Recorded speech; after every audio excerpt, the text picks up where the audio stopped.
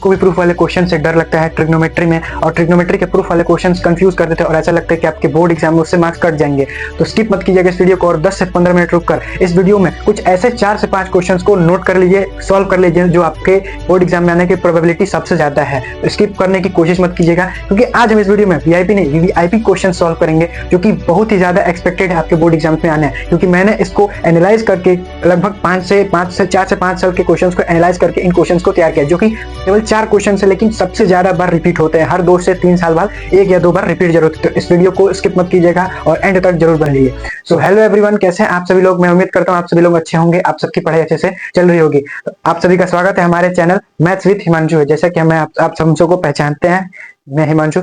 उसके बाद आपको पता चल गया थंबनेल देख के आप लोग समझ गए होंगे आज मैं ट्रिग्नोमेट्री के कुछ मोस्ट इंपॉर्टेंट क्वेश्चंस, इनकी प्रोबेबिलिटी सबसे ज्यादा है, मोस्ट एक्सपेक्टेड क्वेश्चंस। मैंने इन सबसे पहले कुछ ईयर के, जैसे मैं एक ऑलरेडी 10th का स्टूडेंट रह चुका हूं, तो मैंने जो क्वेश्चंस की प्रैक्टिस किया था अपने बोर्ड एग्जाम के लिए, मैं उन क्वेश्चंस की लिस्ट तैयार करके लाया हूं जो सबसे ज्यादा एक्सपेक्टेड थे, उनकी प्रोबेबिलिटी सबसे ज्यादा थी। 4 से 5 क्वेश्चन है, उनको एक बार आप लोग देख लेते हैं, एक बार खुद से सॉल्व कर लेते हैं, तो आपका जो ट्रिग्नोमेट्री में प्रूफ वाला क्वेश्चंस का डर है, कैसे प्रूफ होगा, कौन सा आइडेंटिटी अप्लाई करना है, सब कुछ खत्म हो जाएगा। और हाँ, एक चीज जरूर कीजिएगा कि आप इस क्वेश्चंस वाले वीडियो पाए हैं तो सबसे पहले कॉन्सेप्ट जरूर एक बार सीखिएगा। बिना कॉन्सेप्ट समझे आप इस वीडियो पर डायरेक्टली आते हैं तो आपको कुछ भी समझ में नहीं आने वाला। एक बार उन सबको वीडियो को सबसे पहले जरूर एक बार देख लीजिएगा, और पहले से पढ़े हैं तो डायरेक्टली आप इसको सॉल्व कर सकते हैं। और हाँ, एक चीज और, मैं क्वेश्चन यदि कर रहा हूं और आपको आता है तो खुद से एक बार ट्राई जरूर कीजिए, और नहीं आता है तो देखकर एक बार जरूर से 1 या 2 बार जरूर खुद से खुद कीजिए, क्योंकि बिना प्रैक्टिस हम लोग खुद से किए उस क्वेश्चन को हम लोग सॉल्व नहीं कर पाएंगे। ठीक है, तो स्टार्ट करते हैं सबसे पहले क्वेश्चन से। सबसे पहला क्वेश्चन है 1 plus sine A upon 1 minus sine A is equal to sec A plus tan A. अब यहाँ पर देख सकते हैं 1 plus sine A under root sec A plus tan A इसको प्रूफ करना है। मैंने बताया था कि स्टार्ट करेंगे एलएचएस से और आरएचएस को ला देंगे, या फिर कभी कभी ऐसा जरूरत होगा कि कभी एलएचएस को भी साथ में जो सॉल्व करना पड़े और आरएचएस को भी, तो नोटिस करते चलेगा। तो अब देखते हैं, स्क्वायर रूट लगा एक साइड में।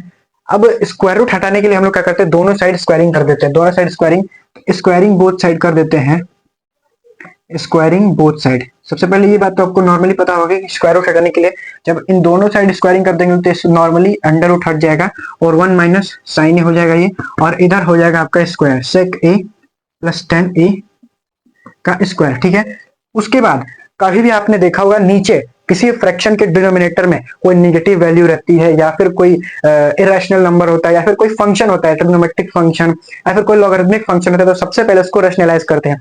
ये रैशनलाइजेशन वाला कंसेप्ट आपके 9th क्लास में था, आपको पता होगा, नहीं पता है तो आप पिछले वीडियोस को, कुछ पहले वीडियो को मैं लिंक दे दूंगा, वहां से देख सकते हैं। ठीक है, तो रैशनलाइज करेंगे तो रैशनलाइज सिंपली क्या करते हैं, यहाँ पे यदि माइनस है तो इसके अपोजिट साइन से सेम इस वैल्यू को रखते हैं, बस इसका अपोजिट साइन करके ऊपर नीचे मल्टीप्लाई कर दें इसमें, तो 1 प्लस साइन ए है और अपॉन में क्या है 1 माइनस साइन ए, तो ऊपर नीचे इट मींस दोनों ऊपर भी नीचे भी मल्टीप्लाई कर देंगे 1 प्लस साइन ए से।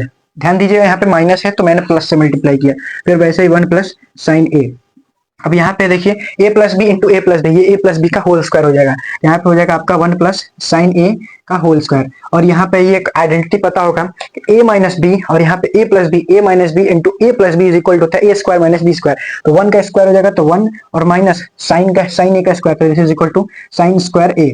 और आपने एक आइडेंटिटी पढ़ी है sine square plus sine square theta plus cos square theta is equal to 1, इसलिए बोल रहा हूँ सबसे पहले कुछ पहले वीडियोस को जरूर देखिएगा, उसके बाद इस क्वेश्चंस वाले वीडियो पाएगा, क्योंकि कहां से सब कुछ आ रहा है उन सब कॉन्सेप्ट को देखेंगे तभी समझ में आएगा। तो sine square theta plus cos square theta is equal to 1 होता है, तो वहां से साइन स्क्वायर थीटा को साइड ले जाते हैं। इट मींस जैसे साइन प्लस कॉस था, sine square plus cos square directly ऐसे लिखा, अब इस साइन को इधर ले जाते हैं तो 1 माइनस साइन का वैल्यू क्या हो जाएगा कॉस स्क्वायर। ठीक है, कॉस स्क्वायर होगा तो यहाँ से ये हो जाएगा आपका 1 प्लस साइन स्क्वायर साइन ए का होल स्क्वायर अपॉन हो जाएगा कॉस स्क्वायर ए। ठीक है, मैं इस स्क्वायर को खोलता हूँ और कुछ नॉर्मल दिख नहीं रहा है, कुछ करने लायक, तो सिंपली स्क्वायर को खोलता हूँ तो हो जाएगा ए प्लस बी का whole square, A square plus B square plus 2ab हो जाएगा 1 plus sine square A plus हो जाएगा आपका 2 साइन ए। ठीक है, और नीचे नॉर्मली है तो पहले से था कॉस स्क्वायर ए।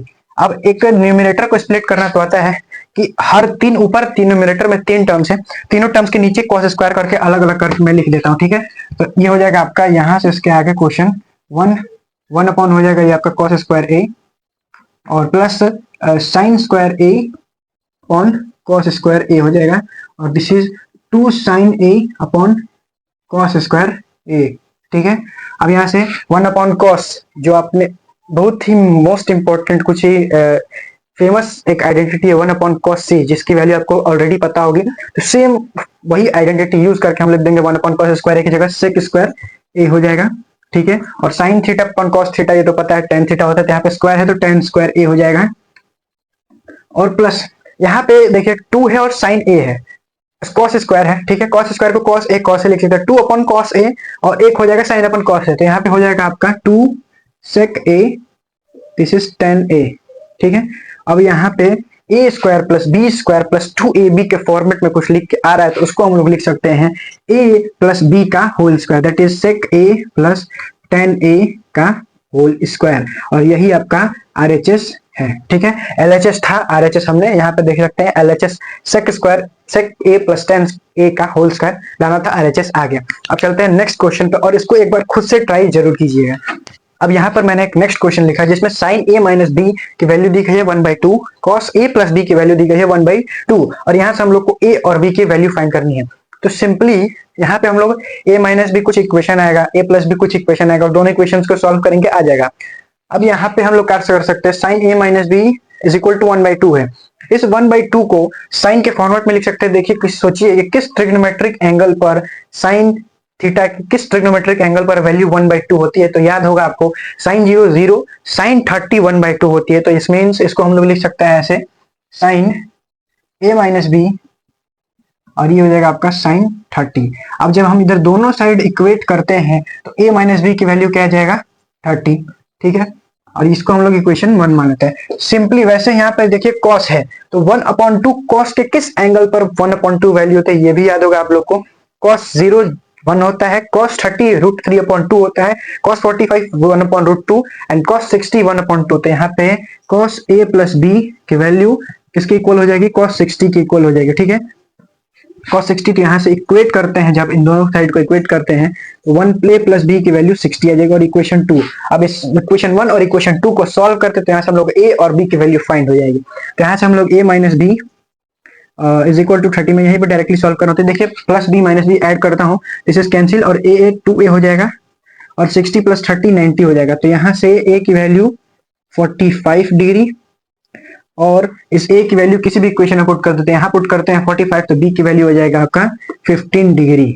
ठीक है, यहाँ पे ये दूसरा क्वेश्चन भी आपका सॉल्व होता हुआ, तो a की वैल्यू 45 b की वैल्यू 15, हमने सिंपली क्या किया a माइनस बी 1/2 दिया था, दोनों को इक्वेट करके a माइनस बी की वैल्यू कुछ फाइंड की, फिर a प्लस बी की वैल्यू फाइंड की, दोनों इक्वेशन को सॉल्व किया, इक्वेशन सॉल्व करने पर a 45 डिग्री b 15 डिग्री आता है। और इसको एक बार खुद से ट्राई जरूर कीजिएगा, क्योंकि ये हर 2 साल पर मैंने देखा कि ये रिपीट होता है, और जो पिछला वाला क्वेश्चन था वो मैंने देखा कि 2 साल से 3 साल के बीच में हर एक बार रिपीट खुद से जरूर होता है, तो उसको एक बार ट्राई जरूर कीजिएगा, और इसको भी ट्राई। अब चलते हैं अपने नेक्स्ट क्वेश्चन पे। अब ये रहा आपका थर्ड क्वेश्चन। ठीक है, इसको भी एक बार खुद से ट्राई जरूर कीजिए, आ रहा है तो कीजिए, नहीं आ रहा है तो देखते चलिए, उसके बाद ट्राई कीजिएगा। तो यहाँ पर LHS RHS में सेक लाना है 2 सेक a, और मैंने एक चीज बताया था कि कभी भी LHS से RHS में कुछ भी लाना हो, ट्राई कीजिए कि LHS को साइन थीटा साइन और कॉस में कन्वर्ट कीजिए। अब ये देख रहे हैं कि साइन और कॉस में ऑलरेडी दिया गया है, अब यहाँ पे कुछ फ्रैक्शन से एडिशन कर रहा है, वही सिंपली मेथड एलसीएम और एचसीएफ वाला मेथड अप्लाई करके उसको सॉल्व करते हैं, क्योंकि वही एक ऑलरेडी मेथड बच रहा है। तो दोनों का एलसीएम हो जाएगा आपका cos a, this is 1 plus sine a हो जाएगा। ठीक है, 1 प्लस साइन a कट जाएगा तो ये हो जाएगा आपका, यहाँ पे cos a था तो ये हो जाएगा आपका cos स्क्वायर a। ठीक है, ऐसे cos a कट जाएगा तो 1 plus sine a 1 plus sine a क्या हो जाएगा, 1 प्लस साइन a का होल स्क्वायर। ठीक है, 1 प्लस साइन a का होल स्क्वायर, इसको सिंपली खोलते हैं, साइन होल स्क्वायर वाला cos स्क्वायर a हो जाएगा आपका 1 plus sine square a plus 2 sine a। ठीक है, और यहाँ पे नीचे हो जाएगा cos a, और ये सिंपली 1 प्लस साइन a। ठीक है, यहाँ पे एक आइडेंटिटी पता है, sine square theta plus cos square theta is equal to 1, तो cos square a plus sine square a is equal to 1, यहाँ पे पुट कर देते हैं तो ये 1 होगा, और ये 1 प्लस 1 इज इक्वल टू 2, और ये 2 साइन a ऑलरेडी एक था। ठीक है, अपॉन में हो जाएगा cos a, और this is 1 plus sine a। ठीक है, ऊपर देख रहे हैं कि 2 कॉमन है, तो 2 कॉमन निकालते हैं तो ये हो जाएगा आपका 1 प्लस, देखिए ध्यान दीजिएगा 2 यहाँ से निकला तो 1 बच गया, और यहाँ से 2 निकला तो केवल साइन a बच गया, दिस इज 2 साइन a। ठीक है। और ये हो गया आपका कॉस ए और 1 प्लस साइन ए। और यहाँ पर आप लोग कुछ चीज नोटिस कर सकते हैं, नहीं कर रहे तो देख लीजिए एक बार ध्यान से देखिए, कुछ दिख जाएगा कि 1 प्लस साइन ए 1 प्लस साइन ए दोनों ऊपर नीचे मल्टीप्लीकेशन में और एक फ्रैक्शन के रूप में, तो यहाँ से ये कैंसिल हो गया। तो यहाँ से आपका बचा क्या, 2 अपॉन कॉस ए।